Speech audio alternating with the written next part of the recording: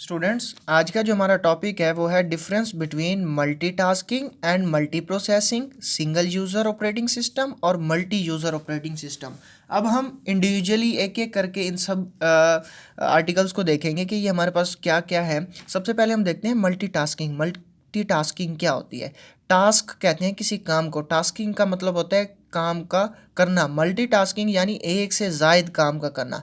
तो ऐसे operating system जो सपोर्ट करते हैं कि एक वक्त के अंदर यानी at same time different programs execute हो रहे हों, तो वो होते हैं मल्टीटास्किंग। जैसे आप अपना सेल फोन यूज़ कर रहे होते हैं, उसमें जो ऑपरेटिंग सिस्टम होता है वो आपको सपोर्ट करता है कि आप एक टाइम में डिफरेंट टास्क परफॉर्म कर रहे होते हैं। जैसे फ़र्ज़ करें आप मैसेजिंग कर रहे होते हैं, उसके साथ साथ आप सॉन्ग भी सुन रहे होते हैं, उसके साथ साथ आप डिफरेंट ऐप्स को इस्तेमाल कर रहे होते हैं।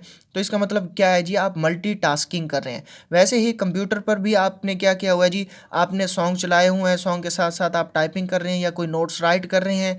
तो ये सारा सिस्टम होता है मल्टीटास्किंग का। तो ऐसे ऑपरेटिंग सिस्टम जो सपोर्ट करते हैं कि एक टाइम में एक से ज़ायद प्रोग्राम को एग्जीक्यूट कर सकें, तो उनकी इस एबिलिटी को हम मल्टीटास्किंग कहते हैं। जबकि मल्टी प्रोसेसिंग क्या होते हैं? ऐसे ऑपरेटिंग सिस्टम जो मल्टीपल प्रोसेसर्स को, प्रोसेस का मतलब होता है किसी भी चीज़ का एग्जीक्यूट होना।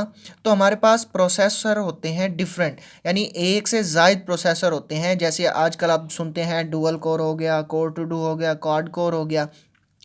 अगर कोई ऑपरेटिंग सिस्टम एक से ज़ायद प्रोसेसर्स को सपोर्ट करता है तो इसका मतलब वो मल्टी प्रोसेसिंग ऑपरेटिंग सिस्टम है। ओके स्टूडेंट्स, अब हम आते हैं सिंगल यूज़र ऑपरेटिंग सिस्टम और मल्टी यूज़र ऑपरेटिंग सिस्टम। ये क्या होते हैं? सिंगल यूज़र, नाम से पता चल रहा है एक यूज़र। तो ऐसे ऑपरेटिंग सिस्टम जो सिर्फ सिंगल यूज़र को सपोर्ट करते हैं, यानी एक टाइम के अंदर सिर्फ एक ही यूज़र उसको इस्तेमाल कर सके, तो वो हमारे पास कहलाते हैं single user operating system. Okay, उसके बाद है मल्टी यूज़र। मल्टी यूज़र यानी एक से ज़ायद।